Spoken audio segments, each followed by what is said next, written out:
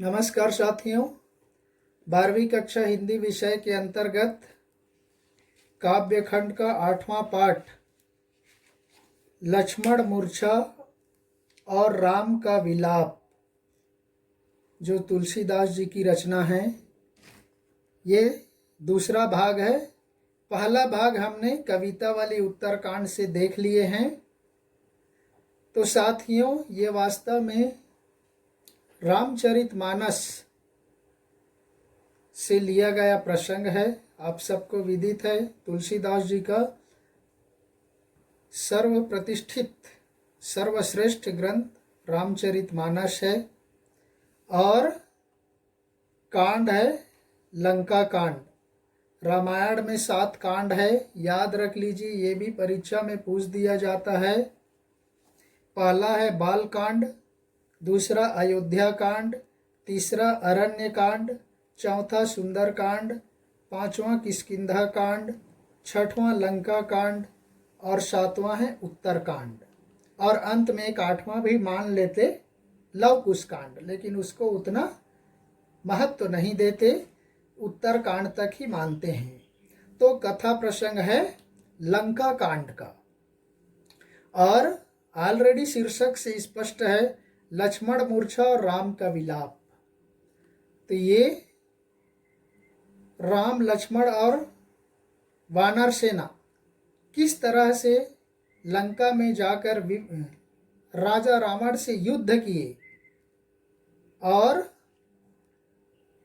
रावण के पुत्र मेघनाद के द्वारा लक्ष्मण को शक्ति बाण लगाया जाता है। उस समय लक्ष्मण मूर्छित हुए होते हैं।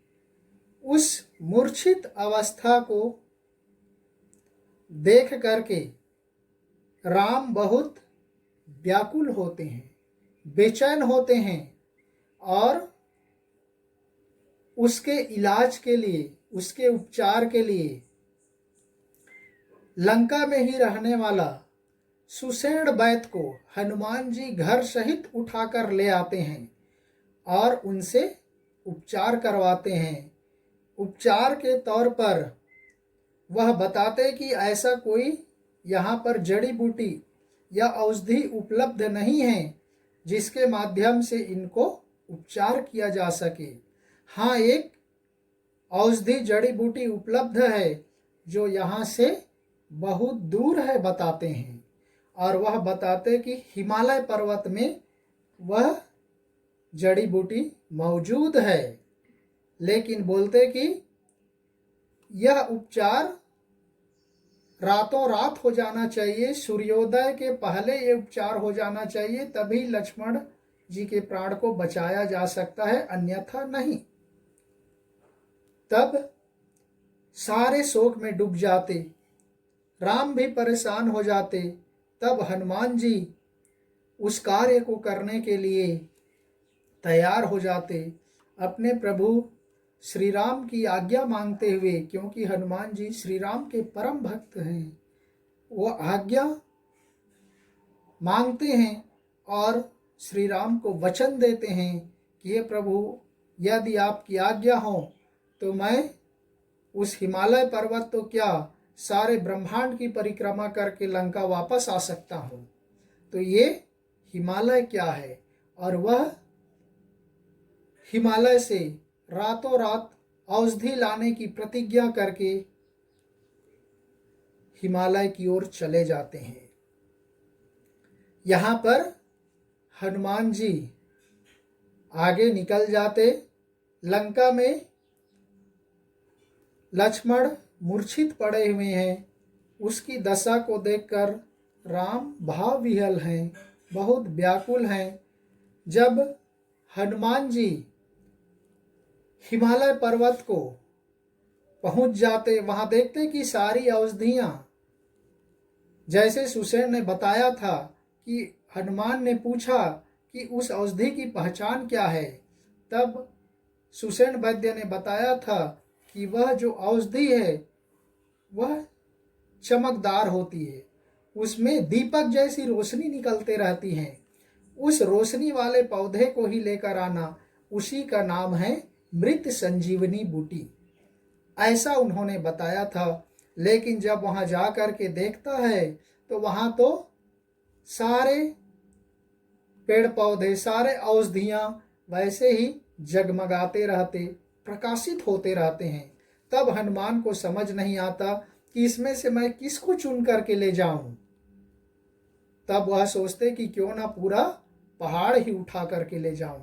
और जहां तक वह चमकदार औषधि दिख रहा था, उस पहाड़ को ही उठा करके हनुमान जी ले करके लंका की ओर आने लगते हैं। लेकिन जैसे ही वह लंका पहुंचने के पहले उनको अयोध्या से भी गुजरना पड़ता है। तो अयोध्या के बाहर श्री राम के भाई भरत साधु वेश धारण करके अपने कुटिया में रहते। जब वो देखते कि अरे ऊपर में इस आधी रात के समय कौन जा रहा है, ये कोई राक्षस होगा, ऐसा समझ करके अपने बिना नोक वाले बाण से हनुमान जी के ऊपर प्रहार कर देते, बाण चला देते। वह बाण हनुमान जी को लगता है और वह हनुमान जी को लगते ही हनुमान जी जय श्री राम कहते हुए नीचे गिर जाते उस पहाड़ के साथ ही। तब भरत को शंका होता है कि अरे मैंने क्या कर दिया, कहीं किसी भक्त के ऊपर तो वार नहीं कर दिया। ऐसा सोचते हुए जा कर के देखते हैं और वहाँ पर भरत और हनुमान दोनों वार्तालाप करते हैं। भरत पूछते कि आप कौन हो, कहाँ से आए हो, कहाँ जा रहे हो। तब सारी घटना की जानकारी देते कि मैं श्री राम का भक्त हूँ और वहाँ लंका में राजा राम अपने भाई लक्ष्मण को जो शक्ति बाण लगा हुआ है उसके उपचार के लिए मैं यह औषधियों का पहाड़ लेकर के जा रहा हूँ। तो इसको सुन करके उसको ठीक कर देते अपने प्रभाव से और वह बोलते। वहीं पर का ये प्रसंग है आपका दोहा। तो इसलिए मैंने आपको सारी भूमिका बताया, क्योंकि यह बताए बिना यह दोहा स्पष्ट नहीं होता। वहीं पर का प्रसंग ठीक होने के बाद हनुमान जी भरत के बारे में क्या क्या सोचते हैं, वही दोहा यहाँ पर आपके पुस्तक में दिया गया है साथियों। तो ये इसमें 3-4 प्रकार के छंदों का उपयोग किया गया है। देखो, दोहा दिया है, चौपाई दिया गया है, सोठा दिया गया है। तो ये सारे अलग अलग छंद हैं, आपको याद रखना पड़ेगा। दोहा क्या है? मात्रिक छंद है। इसमें कुल 24 मात्राएं होती हैं और 13-11 मात्राओं पर यति होता है। तो इस तरह से दोहा छंद बनता है। चौपाई होती है, ये भी मात्रिक छंद है। इसमें 16-16 मात्राएं होती हैं, टोटल 32 मात्राएं होती हैं। अंत में गुरु वर्ण होता है, तो ये उसकी पहचान है। तो साथियों, ये सब आपको याद रखना पड़ेगा, आपके टेक्स्ट बुक के पीछे में भी दिया गया है। तो आइए चलते हैं दोहा की ओर और उसके भावार्थ की ओर। दोहा। तब प्रताप उर राखी प्रभु, जय है नाथ तुरंत, अस कही आयसु पाई पद, बंदी चले हनुमंत। तो देखिए किस तरह से हनुमान लाल जी हैं भरत से बोलते हैं कि हे नाथ, आप बड़े प्रतापी हैं। तब प्रताप उर राखी, आप बड़े प्रतापी हैं, शौर्यशाली हैं। ये बात अपने हृदय में धारण किए हुए प्रभु जय हूँ नाथ तुरंत, हे प्रभु मैं आपकी आज्ञा पाकर मैं तुरंत यहाँ से चला जाऊंगा, प्रस्थान करूंगा। आप तो बहुत प्रतापी हैं, आप बड़े शौर्यशाली हैं, वीर हैं। ये हनुमान जी मन में विचार कर रहे और भरत जी से आज्ञा ले रहे हैं कि यदि आप आज्ञा दिए तो मैं यहाँ से शीघ्र चला जाऊंगा। अस कही आयसु पाई पद बंदी चले हनुमंत। इस तरह से हनुमान जी भरतलाल से आज्ञा पा करके उनके चरण वंदना पदबंदी उनके पैरों की वंदना करते हुए उनको प्रणाम करके हनुमान जी लंका की ओर जाने लगते हैं। बंदी यानी वंदना करना चले हनुमंत, प्रणाम करके वंदना करके भरत की आज्ञा से अपने पर्वत को उठा करके लंका की ओर जाने लगते हैं। और मन में क्या विचारते हैं देखिए, भरत बाहुबलशील गुण प्रभुपद प्रीति अपार, मन महु जात सराहत पुनि पुनि पवन कुमार।